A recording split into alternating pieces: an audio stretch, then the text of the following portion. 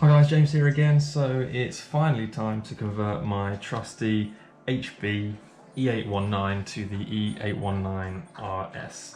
I've had this buggy now for about a year. I've only taken part in one race, my first ever RC race about 2 weeks ago. Otherwise I've just been using it for practice. So I wanted to get base time set on my local track, and now we're going to convert it to the RS and basically see if it makes any difference. Where possible, we'll compare the E819 part with the upgraded E819RS part and just see if there's any visible differences. So let's get started. So just reading from the HB website here, basically they've taken the E819 and then added a few new features to make it faster and more durable. So the main updates are updated V3 rear tower, upgraded shock shafts and lower eyelets at the rear, supposed to improve the durability. There was an issue apparently with people breaking the bottom of the shock shaft there. It can be a heavy duty center brace, a little bit thicker. Up front, new 17.5 degree caster blocks with larger M4 set screws. It says for improved tightening and added durability, and also new steering blocks with 2 degree inclined kingpins. That split the difference between the previous 0 degree blocks, which is on this, and the optional 4 degree blocks. Also included with that little package, new Delrin steering block spacers. There's a heavy duty servo saver with a stronger spring and a matching cap there.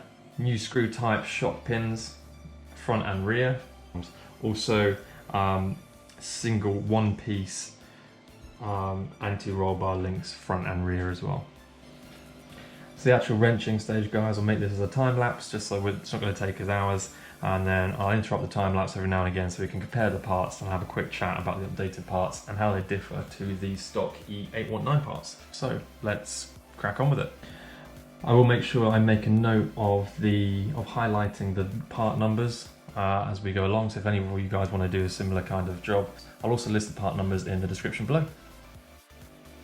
So let's get started, guys. As I said, we're going to work from front to rear, and we're going to start with the screw type shock pin set. There's 2 on the front, there'll be 2 at the rear, which we'll do a little bit later on. So let's give it a go. Okay guys, so first modification is replacing the stock shock pins with the updated version. So as you can see, here are the stock ones. They go into the front of the arm, and you use these grub screws, then go through the bottom of the arm and lock these pins in place. The updated versions, as you can see, are a screw type, so they're going to go straight into the arm, screw in, negating the need for these little grub screws, which I've actually lost a couple of these in the past, so that's a benefit for me at least. So what you're going to need here, guys, is part number HB204146. It's a screw type shock pin set. You get all 4 in the kit. Just be careful, as you can see there's 2 different colours and they do go in 2 different places, so we'll have a look at that next. So just looking at the manual here, guys, as you can see on the right front you need the lighter coloured pin which goes in anti-clockwise or counterclockwise. Front left you need the black one, and it's similar at the rear as well, so just make sure you get them the correct way around because they do go in slightly differently.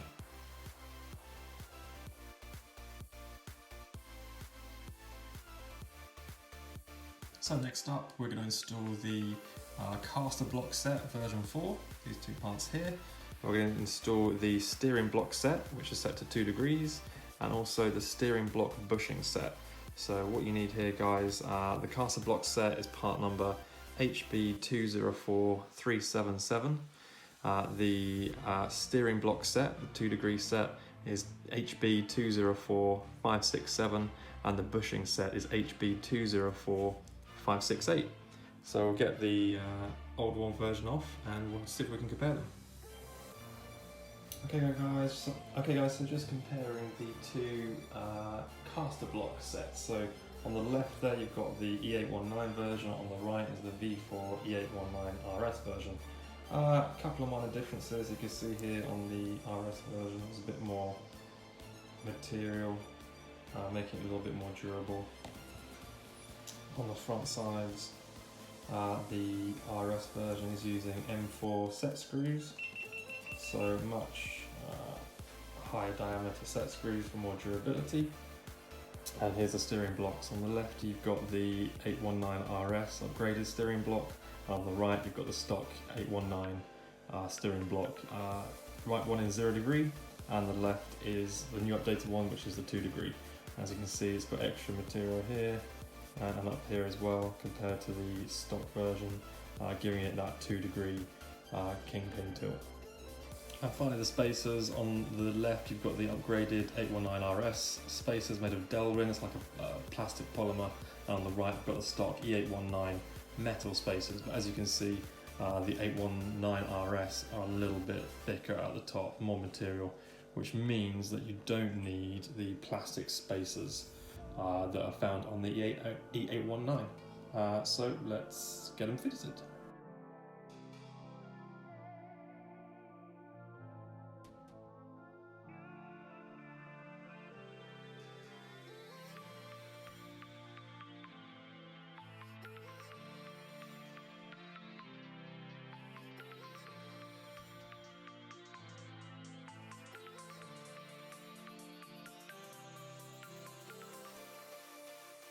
Okay guys, it's the new steering parts fitted, wetting nice and smooth, looking lovely.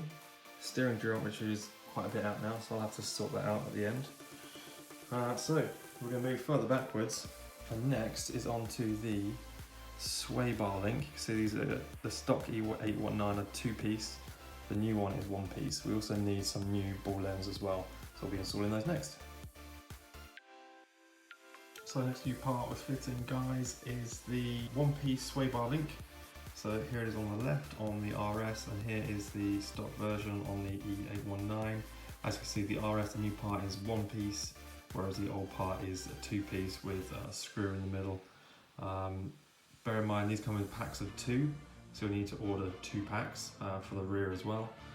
So the Swaybar link themselves, that's part number HB 204458, and you'll also need the V2 pivot ball set, which again comes as a pair.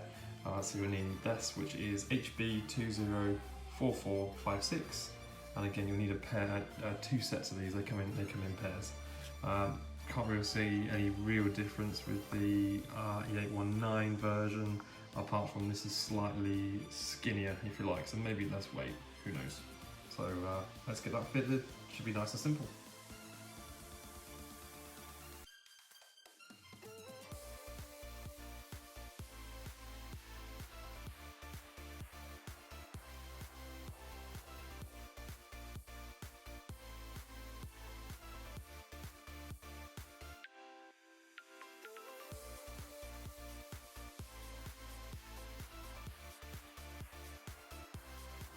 So that's the new Swaybar links and the V2 pivot ball set installed now. We'll do the same later on for the rear, exactly the same parts. Moving further back now, guys, we're going to go on to the B mount. So the B mount, which is here, just see there, there's a new version of that for the RS, which is part number HB 204476. It's called the 2-dot B mount. It's plus 0.77 millimeters over the standard 819 version. Here it is, and that's what's going in next.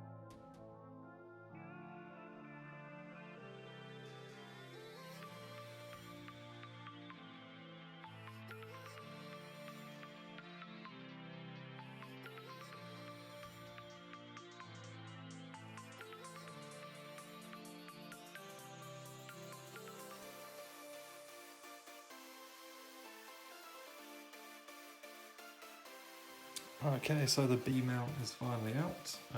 That's quite a job, as you can imagine. Front end is off.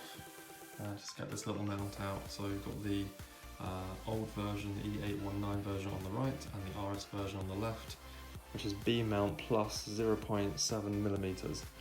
That's 0.7 millimeters is not a lot. By eye, I can't really see any difference between the two. There is a very slight machining difference on the bottom. See if I can get the light to pick that up. You can just see this line here. So where the end of the mount tapers upwards, before the old version does. And that angle there is a very slightly different angle to the one on here as well. So I'm assuming that's the difference. But time to get it in and rebuild the front end. Here's a good opportunity though to give it a good clean, so I'll get rid of all this.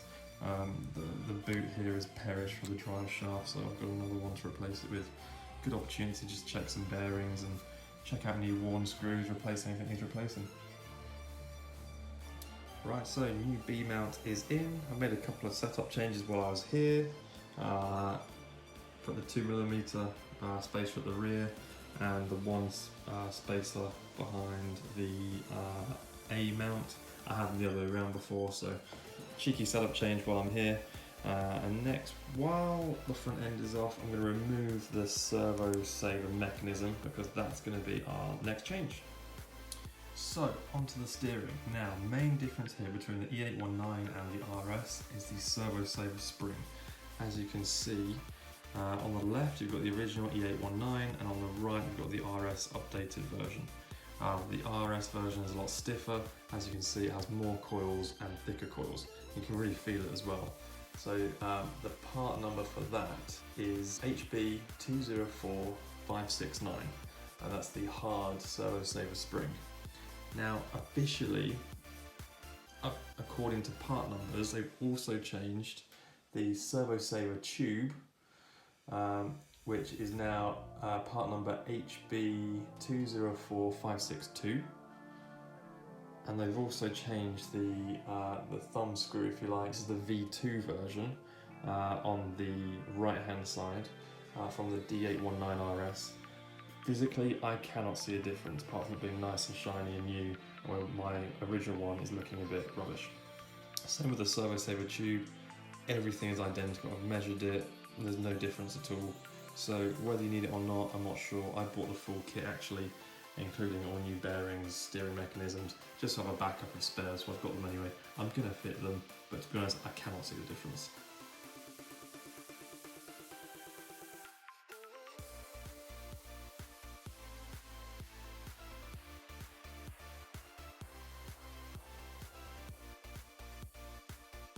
Okay guys, so that is the steering, the new steering and servo saver parts in. Wasn't too bad. I did have an issue with the servo saver adjuster nut here, if you like. The RS version had a lot of anodizing in the threads, which meant I couldn't screw it down onto the servo saver tube. I don't really have the kit here to try and grind some of that out of the threads. So what I've done is I've replaced actually my old E819 servo saver nut, which fits absolutely fine. It went straight on, not a problem. So I'm not sure, I'll probably keep this, to be honest. It does the job. It's a little bit faded, as you can see. I'm not quite sure. I don't really use it that much, but for some reason I've lost a lot of the anodizing around the edge, so it looks a little bit tatty. But it seems to work. I couldn't get the RS version on there, so it is what it is. So we've done pretty much the whole front end now. What we're going to do next is, while we've got the top steering plate off, we're going to move on to the chassis brace. Nice simple job. Okay, so chassis brace is out. Obviously the top one is the E819 version, the bottom one being the updated E819RS version, and you can instantly see the 819RS is a lot thicker. So it's supposed to be more durable, less likely to flex and bend. In fact, now that I've taken out my old one, now it's sat alongside the updated version, you can actually see it's got quite a bit of a bend. You can see it on the side profile as well, that from this view it bends upwards. From the top down view it actually bends to the right there. Yeah, you can really see it once you put it next to the new one. So mine's obviously bent, didn't know that until I removed it just now, so this should be a pretty decent upgrade. Nice and straightforward, just going to swap it straight over.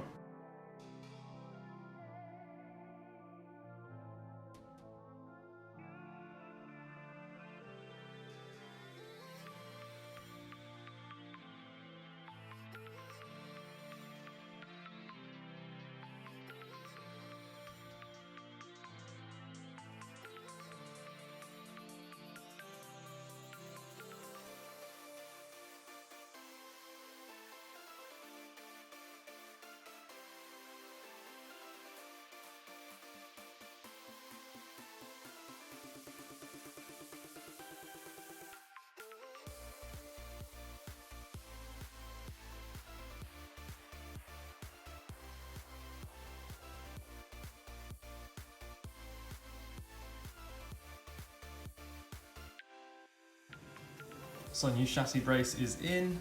Looks a lot beefier than the original. Here we go. There's the non-RS version. RS version is looking awesome. It's going to take me quite a bit of effort to bend that, I think. So all that's left now, guys, is we're going to next replace the rear drop links for the anti-roll bar with the one piece that we put in at the front. Again with the V2 pivot balls, one each side, and then we'll move on to the shocks.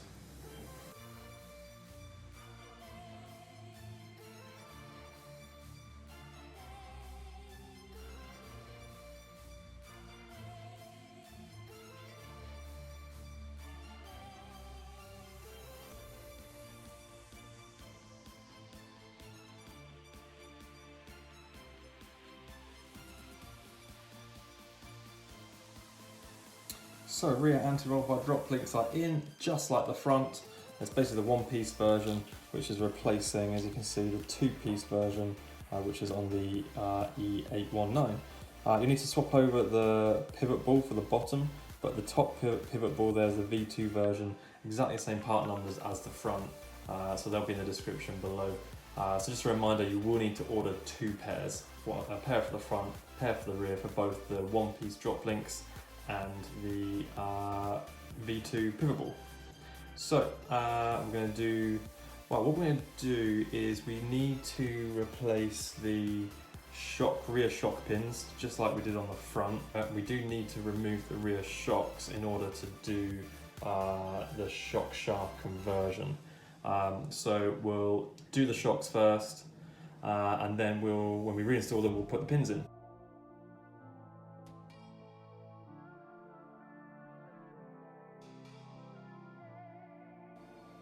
Okay, so next upgrade, guys, one of the last ones as well, is affects the rear shocks. So, two part numbers you need.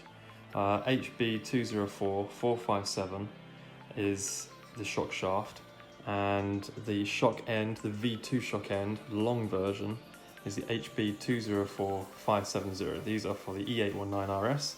Now, idea being is that the rear shock shafts are 5mm longer than the E819.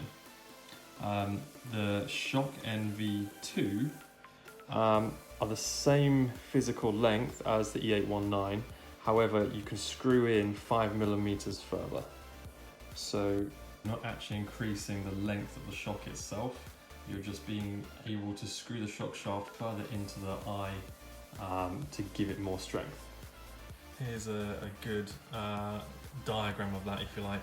So you can see here, this is the extra 5mm shock length, and then you can just screw it in 5mm further. So this part here is stronger, meaning there's less likely chance of bending or snapping of the shock shaft. So it doesn't actually increase the length of the shock, so it shouldn't affect the geometry. It's just a durability thing. Just looking at the shaft then, they actually have a marker at the bottom there, 5mm from the end of the shaft before the threaded part. That tells you where you need to screw into. So you need to screw the shock shaft into the lower eye until the top of the eye reaches that line. So as you can see, that's what you're gaining strength-wise. So that's the shocks. Rear shocks all rebuilt, guys. Like I said, they're exactly the same length now, just a little bit stronger. It's a good opportunity though to give them a good clean out, replace any seals that might be leaking, and of course to add some fresh fluid. I'm actually going up a weight given the opportunity. So let's top these up, and we are almost there.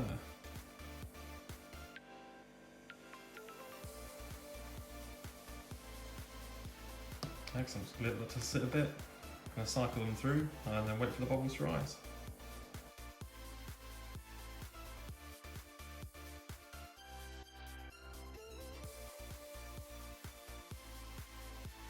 So all that's left to do now, guys, is to fit the new E819RS shock pins, just like we did on the front.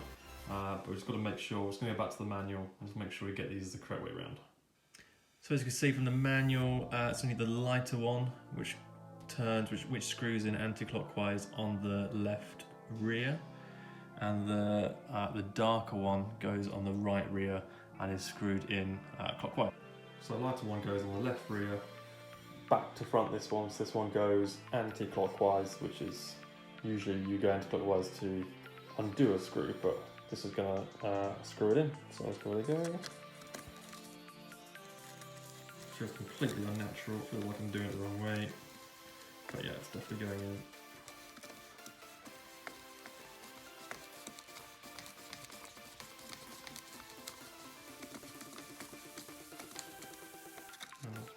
Okay, there she is, home.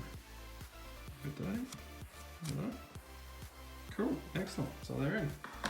Now then guys, absolute final upgrade to complete your E819RS conversion is the shock tower. Now I've cheated a little bit here, a little bit of a confession to make. I've been running the E819RS tower since I built the car. It came with the kit. It was given to me actually by a friend as I built the kit, so I thought why not board it straight on. This is then the rear shock tower, so the V3 rear shock tower, HB 204566. Now I don't have the original one here, the E819 here, so I'll just put a little picture in now to show you the difference, but the main difference being is these extra holes here, all up the side, is for varying wing mount heights. So I'll swing around to the back, you might be able to get a better view of that. So from the rear then you can see where the wing mount attaches to the rear tower, and you now have all these additional positions. So the world's your oyster. That's the main difference with this. It's slightly slimmer I think as well, so it may save a little bit of weight, but yeah, that's the main difference there. You've still got the regular